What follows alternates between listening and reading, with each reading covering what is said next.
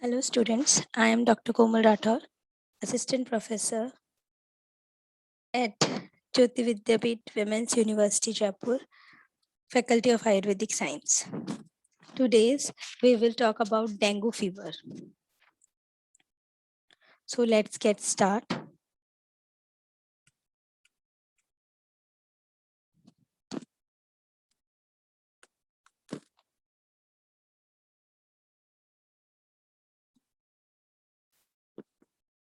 First of all, dengue fever, also known as breakborn fever, an infectious tropical disease caused by the dengue virus. Dengue fever called Dengue is an RNA virus of the family Flaviviridae, genus Flavivirus. Most are transmitted by arthropods including mosquito and ticks, and are therefore also referred to as arbovirus. Arbovirus convert from arthropod-borne viruses. And here are the types of dengue fever. So there are 4 types of the virus which are called serotypes, and these are referred to as Dengue 1, Dengue 2, Dengue 3 and Dengue 4.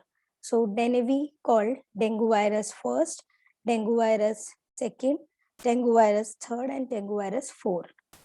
All 4 serotypes can causes the full spectrum of disease.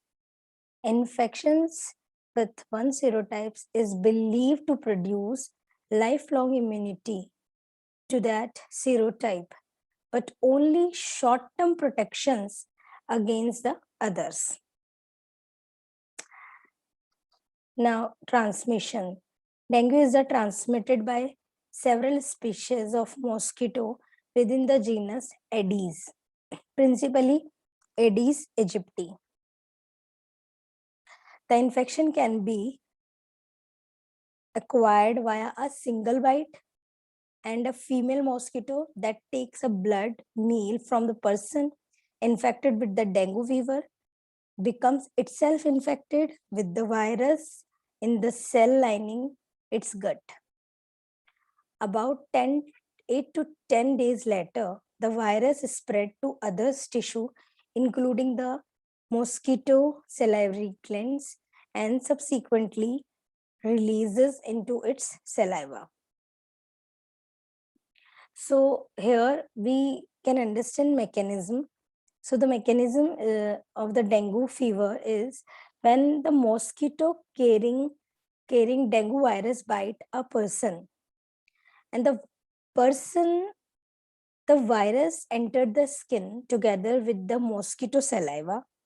It's bind to and enter white blood cells and reproduce inside the cells while they become throughout the body.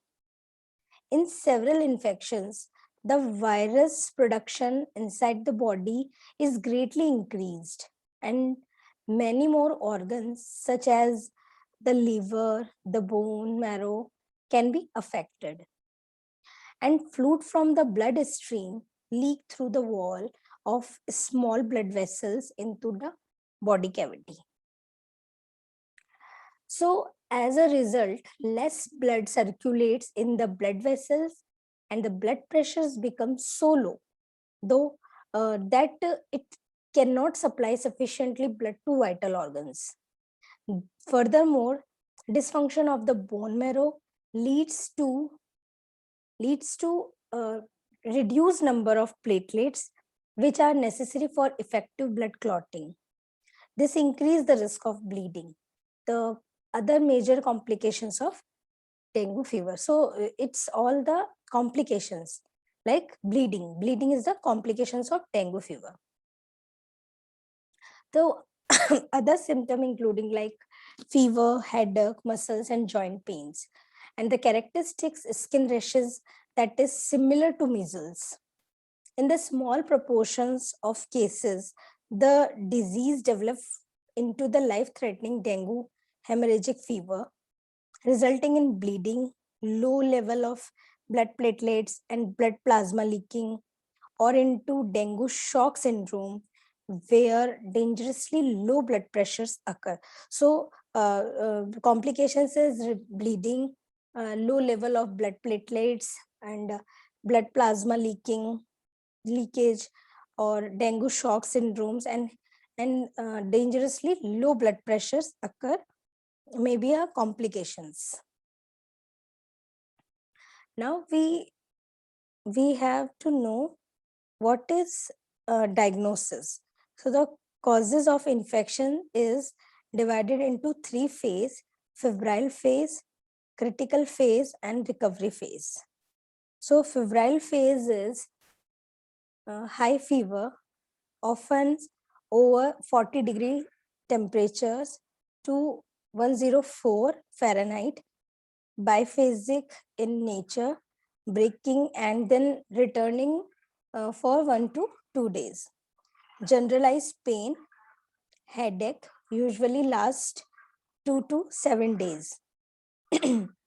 Rashes occur in the first and second day of the symptom, as flush skin and other and later of the courses of illness, day 4 to 7, as a measles like rashes on the body.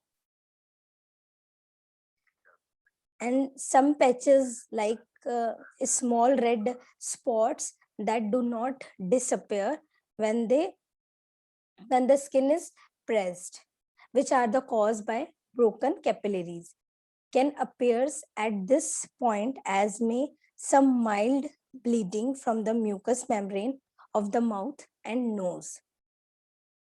And the next phase is critical phase. A critical phase which flow the resolutions of high fever and typically last 1 to 2 days.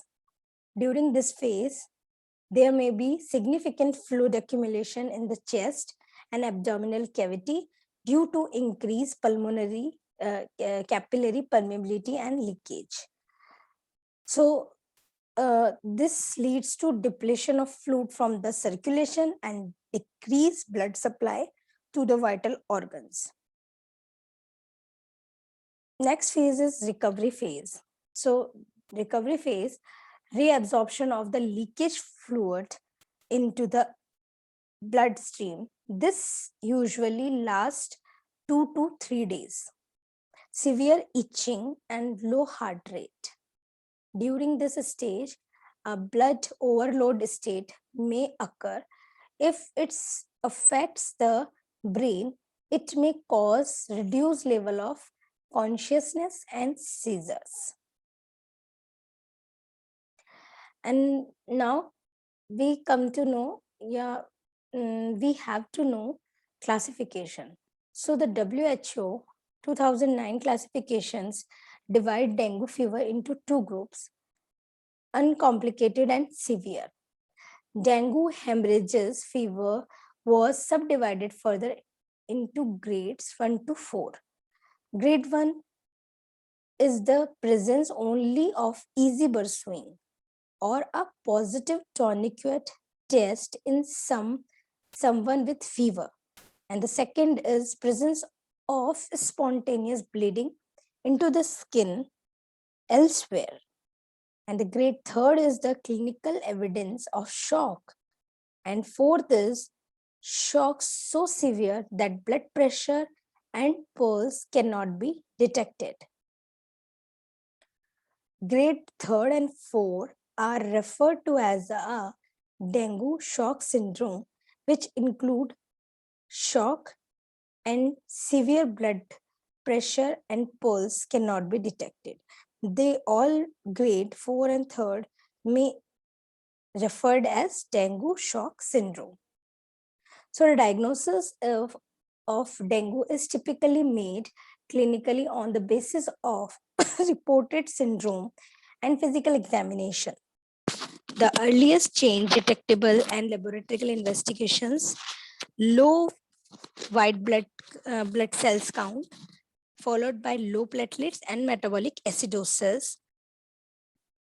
In severe disease, plasma leakage result in heme concentration, indicate by rising hematocrit.